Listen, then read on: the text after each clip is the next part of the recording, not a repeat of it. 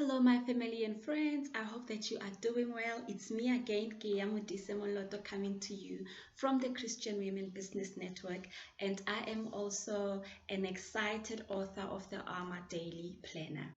I love the daily planner, and I created the daily planner because it reminds us on a daily basis of God's provision, of His promises, and His love. If you have never heard about the daily planner, I'm going to leave you a link in the comment section where you can learn more about this daily planner. Now we are continuing with the series where you ask me questions about my journey with God. Now a few questions have already been answered, which means there are a few videos that you can go into our channel and watch it. But today's question is, do you have any special praying strategy? The answer to that is yes and no.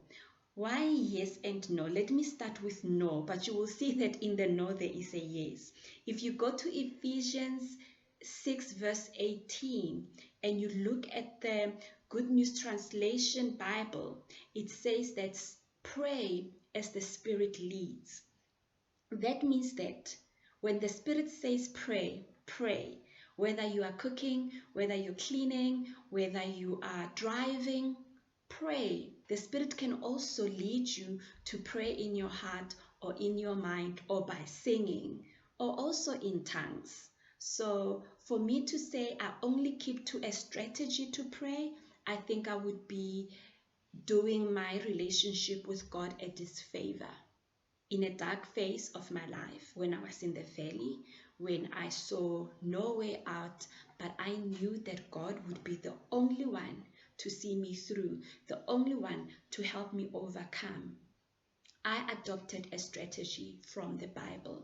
Let me get to the book of Esther chapter 4 verse 16. This is when Esther's cousin had requested Esther to go to the king and ask for his favor to stop the plot that was put in place to kill the Jews. And this is what Esther responded with. Go gather all the Jews to be found in Susa and hold a fast on my behalf, and do not eat or drink for 3 days, night or day. I and my young women will also fast as you do. Then I will go to the king, though it is against the law, and I will perish if I perish. So Esther's strategy, I applied in my own life, and I asked my family, and I asked my friends, and anybody that I could reach out to come into prayer with me, to come into a fast with me. And at 8 p.m. of every single 3 days of prayer, may we all come together and pray and be one in front of God. Another scripture strategy that I use is in the book of Acts chapter 12, verse 5, where he says, this is after James was killed, when him and Peter were in prison. And Peter knew that he would be next.